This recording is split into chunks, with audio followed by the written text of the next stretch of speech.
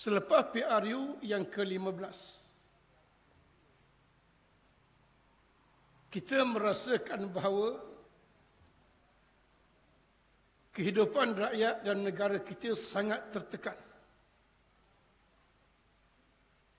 Di bawah pentadbiran Kerajaan Pakatan Harapan ataupun dinamakan Kerajaan Perpaduan.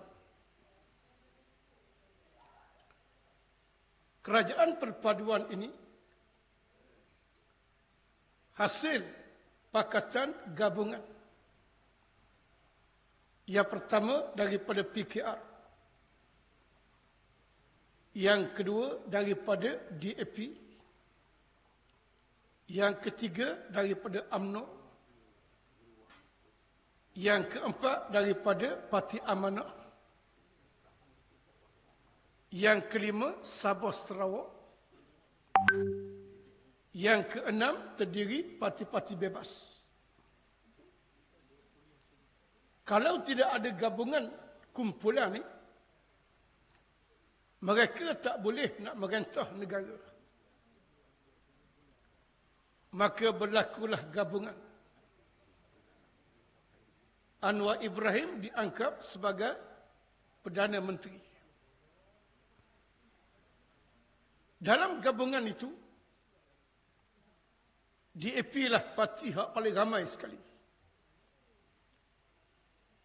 Hak menjadi kerajaan yang merentah sekarang. UMNO ni kecil saja dalam kerajaan perpaduan. Sebab itu DAP menguasai. UMNO tak berani lawan.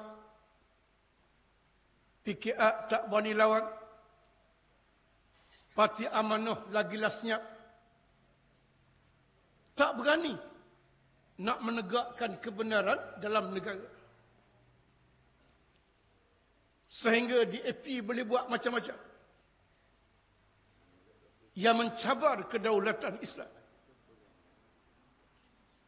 Kita di Padang Pulau tak ada DAP. Kita di Padang Pulau hampir tak ada PKR. Kita di Padang Pulau tak ada rasanya Parti Amanah. Tetapi sebahagian besar orang kampung masih lagi setia bersama dengan UMNO. Kita nak minta mereka fikir hasil gabungan UMNO inilah yang menyebabkan kerajaan boleh buat macam-macam sekarang. Ambil tindakan yang pelik-pelik yang mencabar Islam,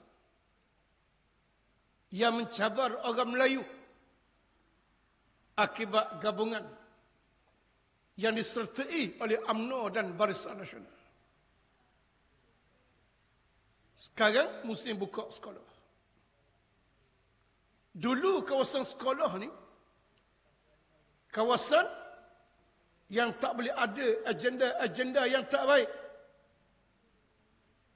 Tiba-tiba pemimpin DAP nak buat program ke pesta minum arak dalam kawasan sekolah. Walaupun asalnya kerajaan tak benar. Hasil tekanan politik sekarang dibolehkan. Punyalah powernya DAP yang menguasai kerajaan perpaduan. Banyak perkara yang melibatkan orang Melayu, melibatkan orang Islam semakin terhakis. Menteri Wilayah diambil daripada DAP. Timbalan Menteri Wilayah diambil daripada DAP. Menteri yang menjaga hal ehwal kerajaan tempatan juga diambil daripada DAP. Tempat hak paling strategik dipegang oleh